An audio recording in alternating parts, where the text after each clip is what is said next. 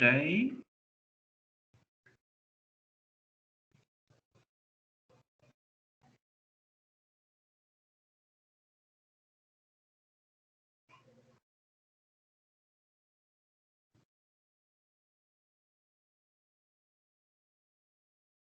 All good, thank you, Sean.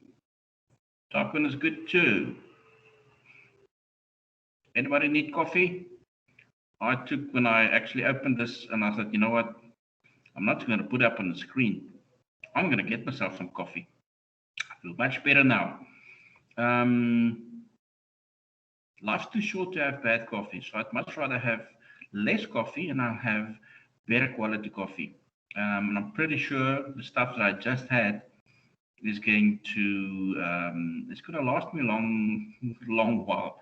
They say that the caffeine only kicks in 20 minutes time. So if 20 minutes halfway through the session today, all of a sudden I start speaking in tongues or I go crazy, it's the caffeine kicking in.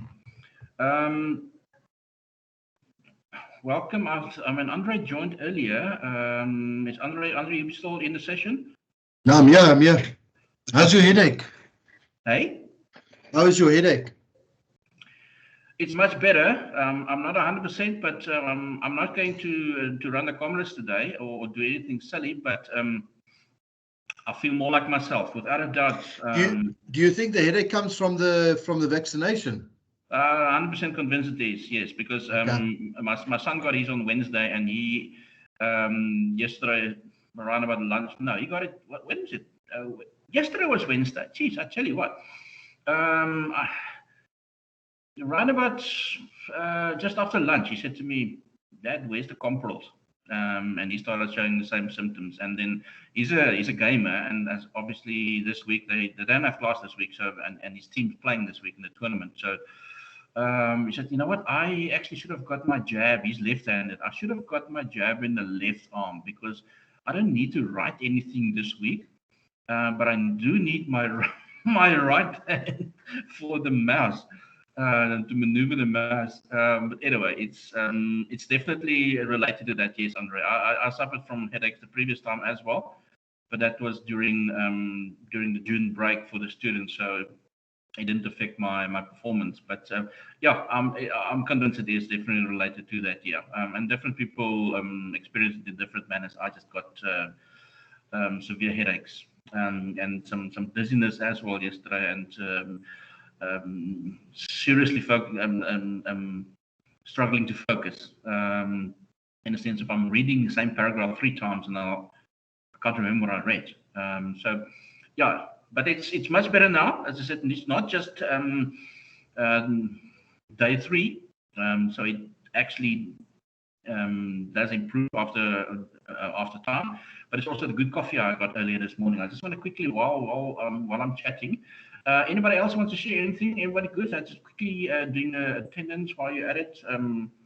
Darwin says it's good. He hasn't been out to the beach yet this morning. Theresa, how's your Wi-Fi this morning?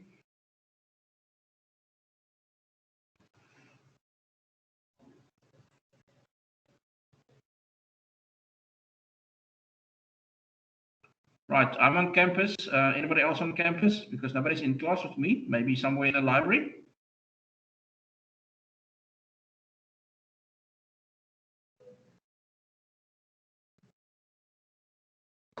Okay, Lavander's in the library. He's got a nice little spot there. You got a girlfriend in the library that you actually prefer to be there. Hi, Caitlin has joined us as well. Welcome back, Caitlin. How's things down in George?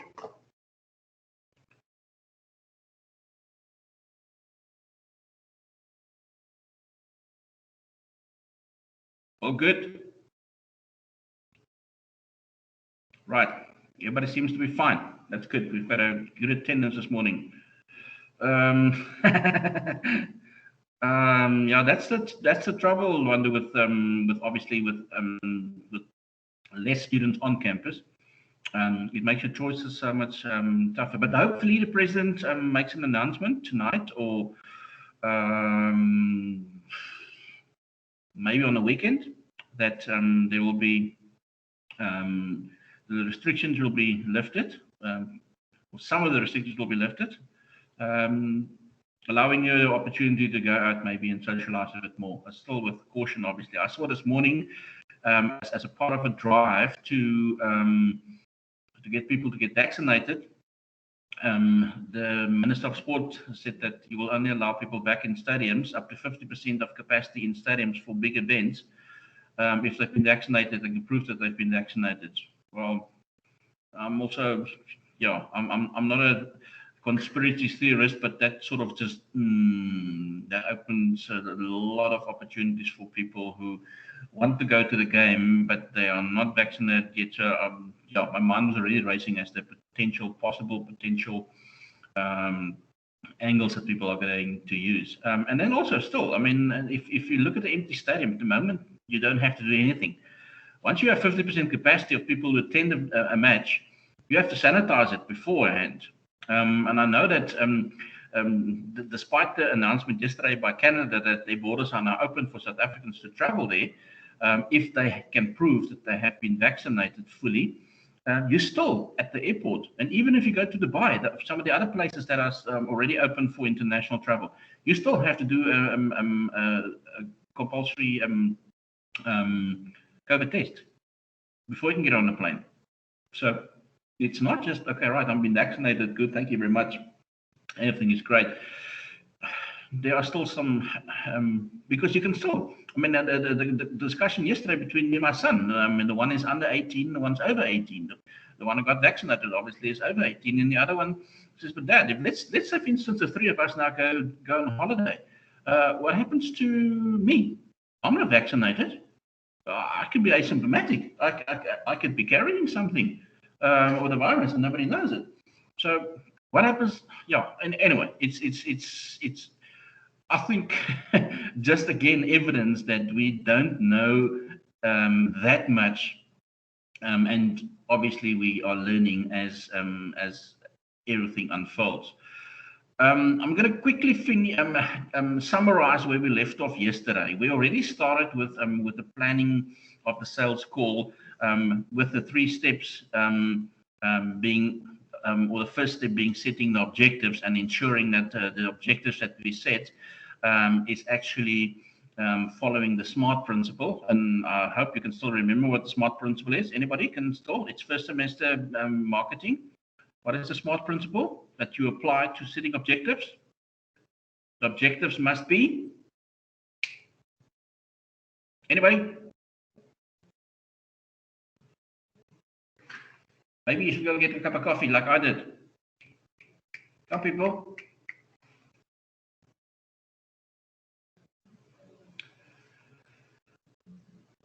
Yes. Specific, measurable, and somebody else? Relevant. Time-based, yes. And?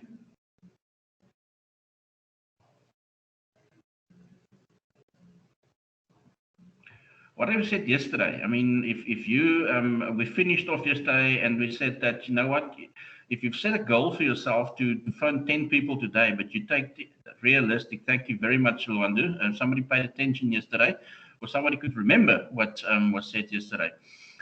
Make sure that it's realistic, right at the bottom of the slide. Make sure it's realistic, achievable, because A, if it's realistic, and it makes it achievable, okay, because that's the A. The other one that you didn't include in the SMART principle: specific, measurable, achievable,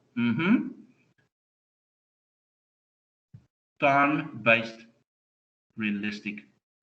If you are setting unrealistic goals, you're not going to make your time, you're not going to reach your time that you've set yourself to achieve these goals in, or objectives in. So the objectives being realistic is to me one of the most important ones, because it plays on all the others. It has a domino effect on all the others. It also has a very important impact on you and your psyche as a salesperson. If you set goals just for setting goals, you're not achieving them, you're going to eventually start feeling, geez, I'm not getting there. I mean, what am I doing wrong? No, don't think like that, you're not necessarily doing anything wrong. You need to maybe go back to step one and make sure that your objectives are actually achievable. If they're realistic, they will be achievable. If they're achievable, you'll feel good about them. And the reverse, obviously, if it doesn't happen, right? Gathering information is obviously there are so many resources that we can use to gather information. One of the most important things, one of the most important sources is actually existing satisfied customers, because they will give us current information on what they are experiencing and what they like and what satisfies them. And if we can repeat that, obviously we'll improve our chances of being successful. Excuse me, my apologies. So again, part of your planning is gathering detailed information. As I said yesterday, here's the point where more is actually more. More information will definitely help you, but you also have to be very clever when you do gather your information, and that is to ensure that information that you get, you actually get from credible sources. You will also gather a lot of information, and that's unverified, and also that's maybe not relevant. So it needs to be relevant information, and it needs to be credible information. So always check the sources that you get it from. Somebody telling you that they heard from a friend who heard it from another friend that this is not a good product. It's not a reliable source. But I think important for us to remember, therefore, is that as important as it is to have a lot of information, it is equally important to ensure that the information is actually relevant. Relevant meaning that you can use it. Now, what type of information need to gather? And you find these figures in 7.3 and also 7.4 on the next slide in your chapter, in your textbook. And some of the information that obviously, and you should, in most businesses have a spreadsheet that you just need to populate these, that you need to populate the cells with information. Especially when there's titles. Some people are very specific when it comes to that. They like being called on the title. They hate it if somebody, and they will correct you. I promise you, they will correct you. So make sure that you get those titles right. I know that there's not a lot of mail that is now that ends up in your mailbox nowadays. I'm not talking about emails. I'm talking about physical post. But therefore, I don't often clear my postbox. I cleared my postbox yesterday, and there were some very outdated, old correspondence that's there. And one that actually came to mind was it was from the bank that informed me, and they've sent a WhatsApp, and I've already collected the new card, which expired. My new bank card had expired, and this is also written correspondence to inform me that the card is going to expire. But strangely enough, again, and I've when initially we had to do our FICA and everything at the banks, I informed them that they for many years have made a mistake, and I've actually brought it to their attention, because my initials is DJ Janssen van Rensburg, but they messed it up and they made it DR Janssen van Rensburg. So now it looks as if I'm Dr. Janssen van Rensburg in all correspondence. And when you open the correspondence, you also see that because of that admin error that they've made, they also address me as Doctor. Dear Doctor, this is to inform you that your card ending with number so and so and so is going to expire at the end of September or whatever. I'll have to probably correct it again this afternoon, but again, it's just important. To me, it doesn't matter. I mean, but there are people who are very sensitive with about their titles. And when it comes to the title, it's not just the title of the individual based on if their gender or their specific academic qualification. It's also the title that they hold in their organization. Are you talking to this CEO? Is this person HR manager? Are they a sales consultant or assistant or a personal assistant? Whatever the job title is of that individual also is important when it comes into populating that information box. And what do they do? Because this all, as I said, the more detailed this is, the more the easier it is for us to, for you as a salesperson, to form and build that profile, which we'll finish this chapter with, to build that profile of your prospect. How long have they been with the company? How do they feel about the business? Is it just a job that they're doing because they have to be doing it for very long? And what is their actual responsibility and level of authority in the business? It helps you to determine if that person is an influencer, if it's a decision maker, or has the authority to make the payment. And then also, what do they know about?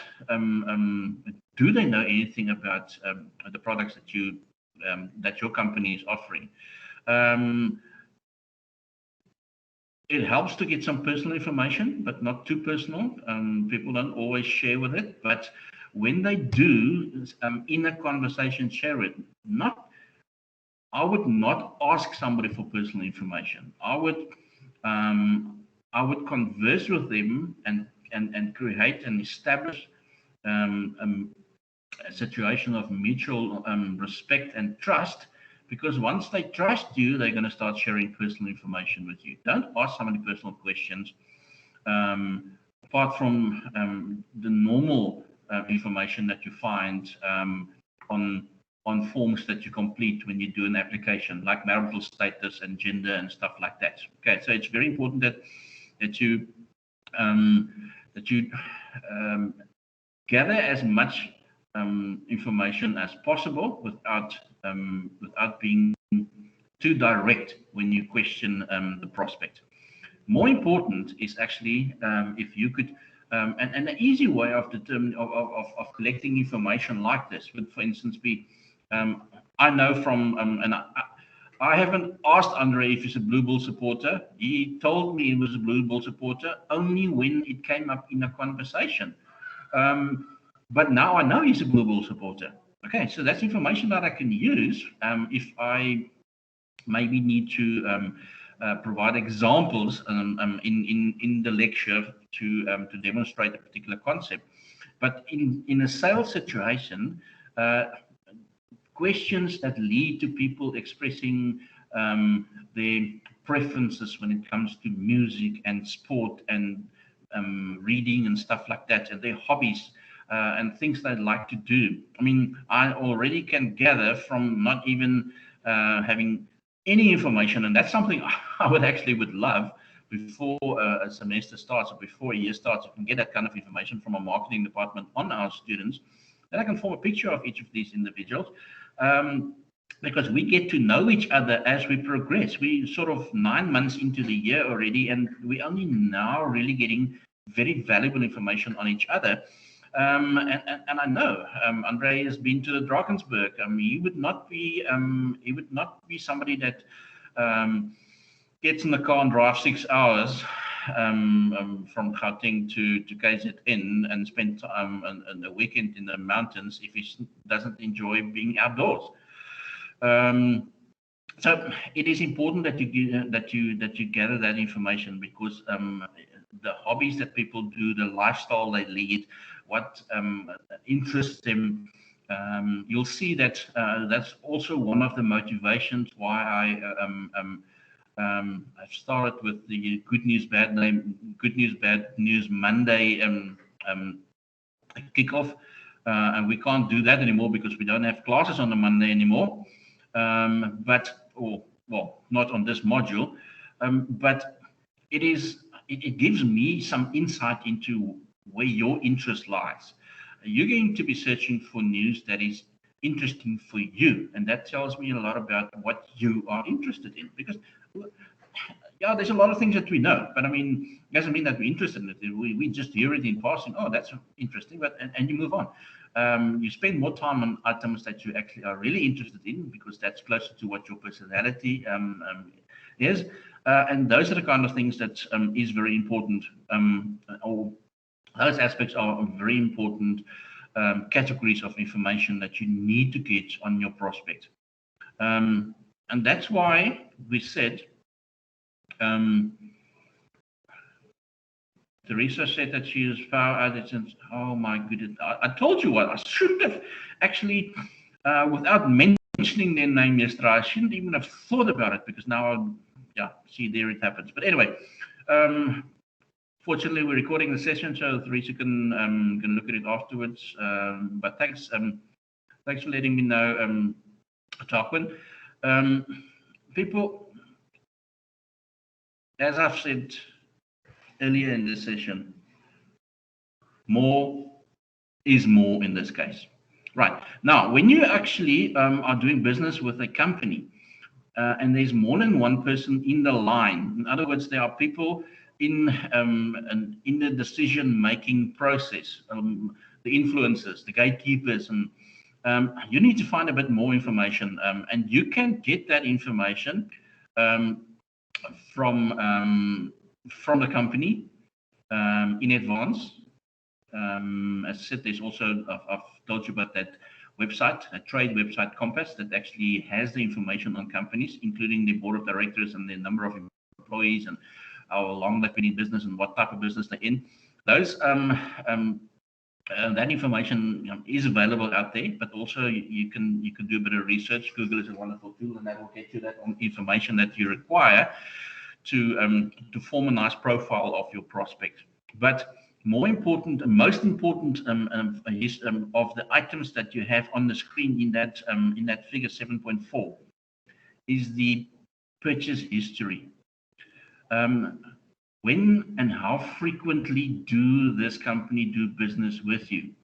Are they a current customer who has not been using your services, has not been ordering from you for a while? It could be that there was a change in management. It could be that the person that you dealt with has been promoted or actually has left the company.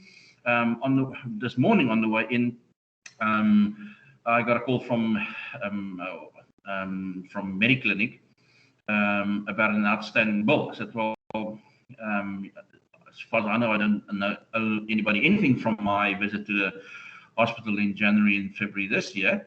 And then when we checked the detail, it was actually when I self-admitted myself to the ER on the Friday evening before I went in for my operation the next week, that they've been sending it to the wrong email. I've left that company 4 years ago already, and they've kept on sending it there. So now that I have finally spoken to them, and they've sent me the correct information to the correct email address. So it's important that the information, as I said, is correct, that it's checked, that it's verified regularly. But it's very important that you that you try and form a pattern and a trend of how this company do business, not just with you, how they buy. And if you understand what type of business they're in, you'll know that certain items need to be replaced on a regular basis. And obviously, you have to link that to what your business is offering them as a supplier, or can potentially offer them. Right. As I said, lots of information out there. Wonderful tool nowadays that that is available to us, and I think that we use on a daily basis. Is Google, but it's still amazing, reliable source of information is current customers who are satisfied. It definitely helps for you as a salesperson to phone current customers, and from that particular phone call, or that particular phone call has a dual purpose. A, it's to ensure that they are still satisfied, and B, it's collecting information on what makes them and what satisfies them. That's not just to tick that box and say, I've done my follow-up with that customer and it's part of my customer service and after-sales service, but it's information that I can use when I am addressing new prospects.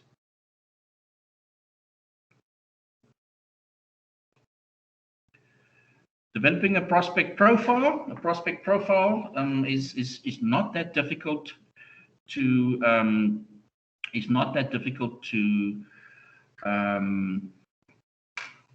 develop or to design, but it is important.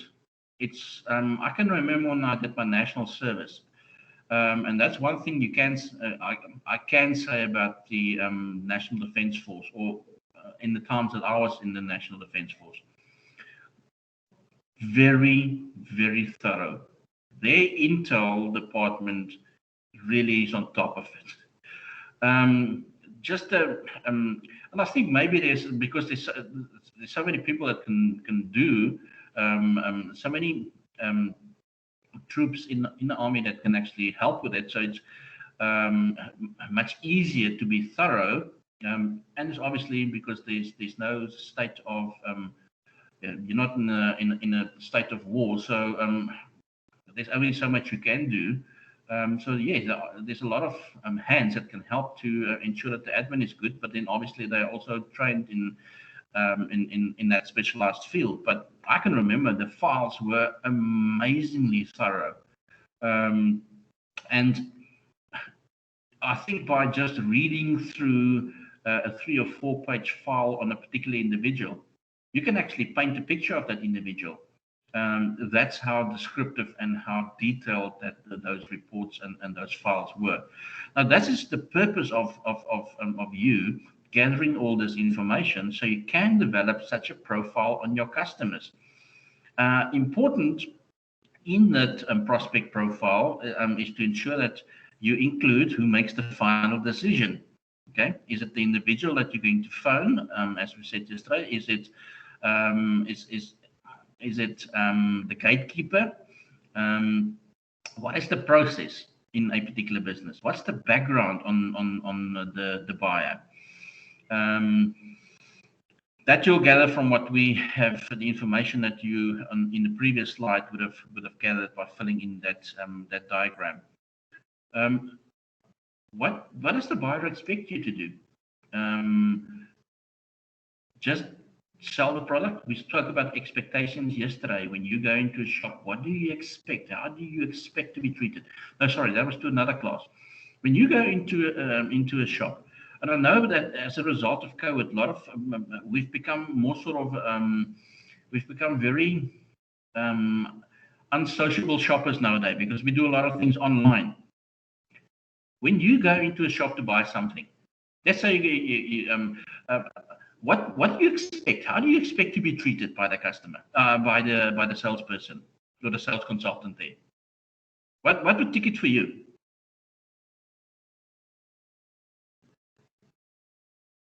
Anybody?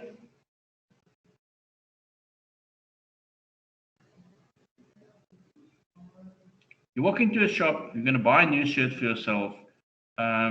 What do you expect from a salesperson? Yes, to be kind and be respectful. Yep. I would say friendly as well, at least smile at you. You know what your taste is.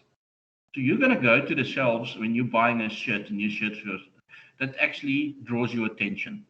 Okay, so you don't need assistance from the consultant, but you need the consultant to be courteous and to be friendly and say, "Sir, can I help you?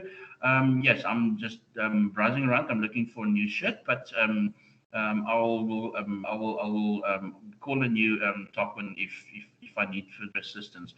When you then actually take a few off the shelf to maybe try on in the fitting rooms, it would be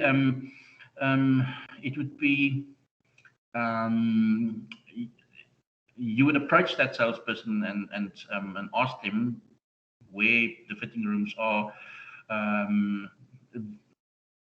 If they are good, they will actually sort of keep an eye on what you are doing, and then at that point, when you have collected a few items that you want to try on, they will actually come up to you and say, "So the fitting rooms are just around the corner here. Let me take you there." And obviously, because they usually give you a number based on the number of garments that you're going to try on. But yes, the wonder, it's also very important what you say. If you compliment that person, that could be another way of, without offering you assistance, so can I help you? Yes, I'm looking for a new shirt, but I'll just borrow it. And yeah, so you do. I mean, the color you have on right now looks very good on you. I mean, are you looking for something similar? Because and then you can point them in the right direction. So there's many ways in which you can engage in a conversation by, without trying to make a sale, but just being friendly and helpful. That to me is the other thing. Do you expect?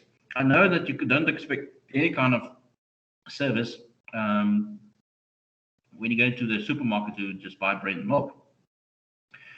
Do you think that? Do you expect to be treated with a bit more respect if you are going into a shop where you are buying an expensive item, like a piece of jewelry, a watch, for instance,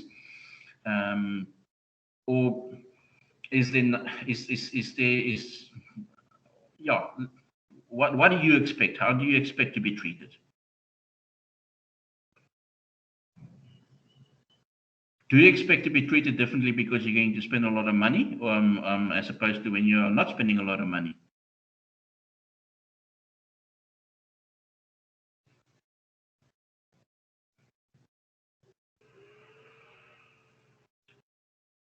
My apologies. I think yes. When you are buying something of greater value, I think it will definitely be helpful if you remain professional and if you basically give people reassurance of the features and the benefits of the product that they will get from it. Right. A prospect profile is then used to develop a backbone for the sales presentation. Yes, you use this information and you build your presentation. Remember, you have now prospected, and from all your leads, you are now following up those leads, and you are qualifying now as them as prospects, and those prospects are now followed up to ensure that you get an appointment so you can do the presentation to them. Okay, so that's where all this gathering information will help you to get that, to form that complete picture of the prospect and use this as the backbone of the presentation, because you have all the information to develop a little story around each particular prospect based on the information in their profile. Most importantly, what's the core benefit for the prospect? What can your business propose and offer them? Because those are the two things that you need to sync. You need to be offering something that will address their specific needs and satisfy that need by focusing on the core benefit that that particular item will offer them. Developing the presentation, very important when you develop the presentation. And in the next chapter, we'll obviously be looking at preparing the presentation and actually delivering the presentation. But when you develop a presentation, make sure that you follow the steps in the AIDA model. Can you remember still from the first semester, the AIDA model that was applied to in marketing to our marketing material that we used, our ads that we used? AIDA simply representing the 4 items of attention. In other words, your presentation should be catchy, and the person should immediately from that presentation be or the presentation should draw their attention, catch their attention, which would interest them. Because if it's boring, it's not going to be interesting, they won't be interested, and it will definitely not create a desire. So it has to draw attention, because that creates interest, and that leads to them desiring more information, which opens the door for you to present the information in the form of the benefits and features of the product. And that will, if done correctly, lead to action. And that's the one that you want them to actually buy a product from you. Let's look at the next screen on that particular ad that I've included. When you look at that, would you say that this particular ad applies the AIDA model, and why?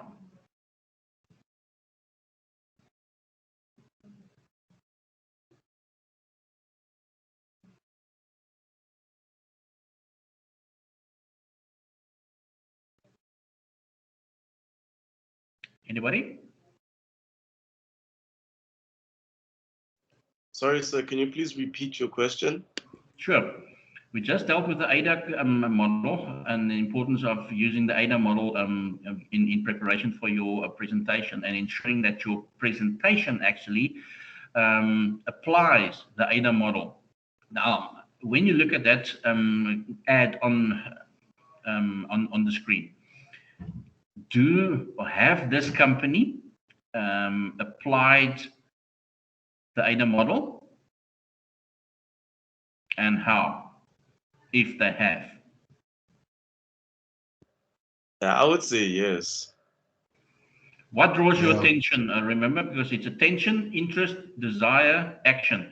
What draws your interest when you look at that? Sean? If I would say like spring and summer, which is hot, they have a theme park, like the water park. I see like it's for all ages. Yep. It's okay, not really that colorful, but just the water draws your attention because in summer, all we're thinking about when it's hot, it's today is 30 degrees in Cape Town around about lunchtime. So again, it puts our health on the pressure, because yesterday it was way below 20 and tomorrow is going to be 20 again. So it's actually a wonderful day out there. So let's say, for instance, today would be one of those days where if you walk past a poster, maybe on a billboard somewhere that shows you this, you will say, wow, best day ever. I'm not having a very good day. That draws your attention. Okay, the big letters draws the attention. If you go a bit closer and you look, because it drew your attention immediately, best day ever. Okay, right, what does that mean? What does that refer to? And then you look at the poster even more, and then you see, okay, right, it's about that theme park. Also important, because the interest is there. You're reading everything, and that includes tickets can be bought online, and there's also even a number that you can call for you to take action, and that's the intention of the AIDA model. Draw attention, create interest. It will result in a desire for more information, which will lead to the action, and that's the action of purchasing. Right. So yes, they do apply, or this is a good example of how the AIDA concept or AIDA model has been applied. Right. One final thing that you have to remember before you before you actually start preparing your presentation is, or in the planning phase of your presentation, how much technology are you going to be used, depending on what you are selling, obviously. Would it be necessary to do a PowerPoint? Probably, if you're going to present it to the board, and all the decision makers are going to be present. What kind of information do you need to send in advance so they can actually maybe read through it? Not too much information, but sufficient information that they can use it to maybe prepare some questions that you that they might have. How formal will the presentation be? Are you meeting in a coffee shop, or are you meeting in a facility that that allows you and requires you to be more formal and use PowerPoint and all kinds of technology? And what do you have to take to the presentation? Those are important aspects that you need to obviously consider. At this point, people, we are finished with chapter 7. Unless you have any questions, it would be the end of today's session. I just want to leave you with one final image, and that's the one on the screen. Sleeping patterns of a salesperson. Sleeping patterns of a salesperson. You can see you guys don't sleep. Right. Always alert. Always gathering information. Never missing an opportunity. That's the crucial, or that is crucial to success in sales. It doesn't mean that you do not that you shouldn't sleep, because you also need to be alert, and for you to be alert, you also need good sleep. But it's I think very true to what the profession of salespeople is. They don't really sleep because they never almost switch off. They're almost thinking of, even if they're sleeping, they're even dreaming what they are going to maybe use in the presentation, or it's just, yeah. You're quite right, Sean. Maybe we can actually include students there as well. Anyway, anybody, any questions? Because my apologies, we are done with chapter 7, and we will start with chapter 8 in our next session, in the 5th period, 11 o'clock. Everybody good? All fine? Everybody happy?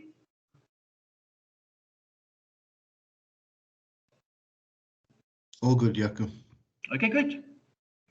Well, enjoy the rest of the morning. Go get a cup of coffee. We'll chat to each other again at 11.